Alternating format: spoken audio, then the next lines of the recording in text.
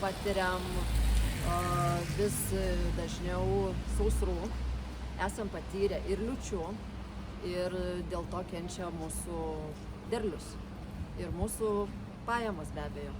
Tokia reikšmingiausia liūtys buvo 17 metais, o 18 metais turėjom be proto didelę sausrą. Taip pat sausra, nereikia žiūrėti taip toli atgal, buvo ir pernai, dėl ko nukentėjo mūsų ir rapsų derlius, ir miežių derlius labai stipriai nukentėjo. Tai kiekvienais metais vis kažkokį turim iššūkį klimato, nes mes esam realiai labai priklausomi nuo klimato. Mūsų pajamos, mūsų derliai.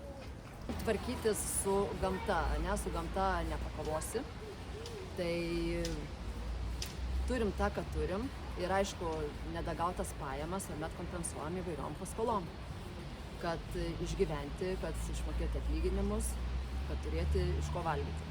Dėl to ir atsirado vienas iš finansinių partnerių mūsų ūkyje, būtent Heavy Finance, kur man padėjo labai skubiai su finansavimu, kurio man reikėjo čia ir dabar. Ir prasidėjo nuo to draugystė, nuo pinigų. Mūsų draugystė prasidėjo nuo pinigų. Laiku ir vietoj suteiktų pinigų. Mes nupirkom žemę, kuri atsirado pardavime ir man ją būtinai reikėjo nupirkti, kad neprarasti dirbamų plotų, kad išsaugoti dirbamų plotų. Iš tikrųjų, kas liečia Angliją, tai mes ištisai gaunam iš Heavy Finance patarimų, pas mus lankosi jų agronomai.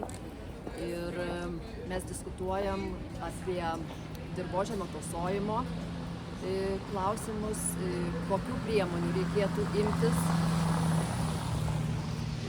kad dirvožemį tausoti dar labiau.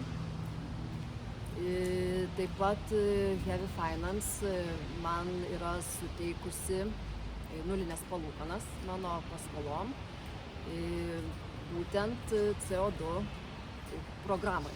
Visą laiką aš esu optimistė ir tikiuosi geriausio rezultato.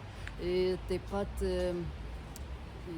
efektyvumo, su kuo aš labai stipriai dirbu, ir optimizavimą. Iš tikrųjų atnaujinam techniką, padargus naujinam, kad dirbtume tvariau ir efektyviau, žaliau. Reikia žinių, iš tikrųjų žinių. Ir reikia atsirinkti technikos galimybės, teisingus padargus būtent tavo ūkiui, tavo žemėm reikalingus.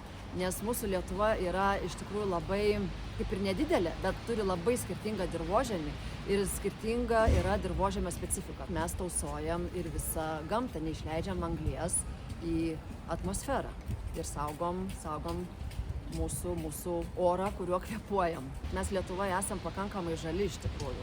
Šitą problemą turi ne Lietuva, turi, tos gal mažiau išsivysčiusios šalys, ne?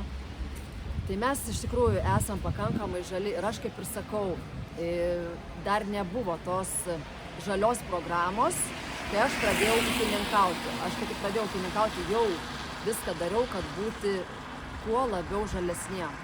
Mes naudojam tikrai labai nedaug trąšų, mes naudojam, kaip ir sakiau, tausojantį žemės dirbimą ir stengiamės naudoti ir kuo mažiau pesticidų, ir pas mus visą laiką būdavo paliktos griovių zonos